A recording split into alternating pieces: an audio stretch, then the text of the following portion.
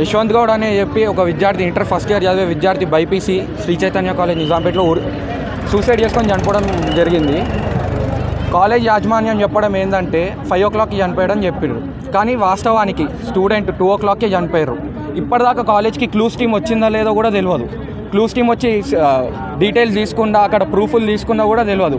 లోపల అసలు ఒక గిల్టీనెస్ కూడా లేదు కాలేజ్ స్టాఫ్కి కానీ లెక్చరర్స్కి కానీ.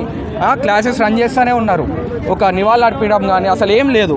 ఈ పార్టీకి అసలు దసరా నుంచి ఇప్పటిదాకా చూస్తే నారాయణ చైతన్య కాలేజెస్లో వారానికి ఒక సూసైడ్ జరుగుతుంది.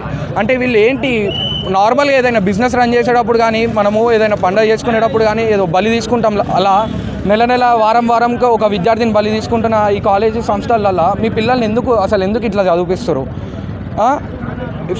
కాలేజ్ ఫ్యాకల్టీ కానీ వార్డెన్స్ కానీ వీళ్ళతో ఎవ్వరు స్టూడెంట్స్తో ఇంటరాక్షన్ లేకుండా ఏదో కోళ్ళ ఫామ్లో కోళ్ళని పెంచేసినట్టు స్టూడెంట్స్ని చదివిపించేస్తున్నట్టు, ఇదంతా తప్పు వ్యవస్థ. ఇది పేరెంట్స్ కూడా అర్థం చేసుకోవాలి. పిల్లల్ని ఇట్లాంటి కాలేజెస్లో చదివించకండి. డిస్టిక్లకి వెళ్ళి వచ్చి ఇక్కడ దాకా వచ్చి పిల్లల్ని హింసించడం కానీ.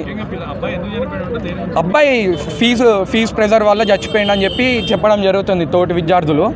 సో కాలేజ్ కూడా చెత్త, నెంబర్ 1 వేస్ట్ కాలేజ్. అసలు ఈ కాలేజ్లో చదివితే అందరూ డాక్టర్లు ఇంజనీర్లు అవుతారు అనుకుంటారేమో, కానీ అసలు ఏ విద్యార్థి కానీ అంత అవారాగాళ్ళు అవుతారు ఆ ప్రెజర్కి, mental torture, mental emotional stress వల్ల. ఇప్పుడు ఆ బాబుకి న్యాయం జరగాలి, ఇంకో సూసైడ్ జరగద్దు. అలా దానికి తగిన ప్రికాషన్స్ తీసుకోవాలి. ఆ ఫ్యామిలీకి ఏం జస్టిస్ చేస్తుంది కాలేజ్, అవన్నీ వెంటనే బయటకు వచ్చి చెప్తే మాకు కూడా ఒక సాటిస్ఫాక్షన్ ఉంటుంది. తర్వాత ఏం జరగదన్న ఒక భరోసా.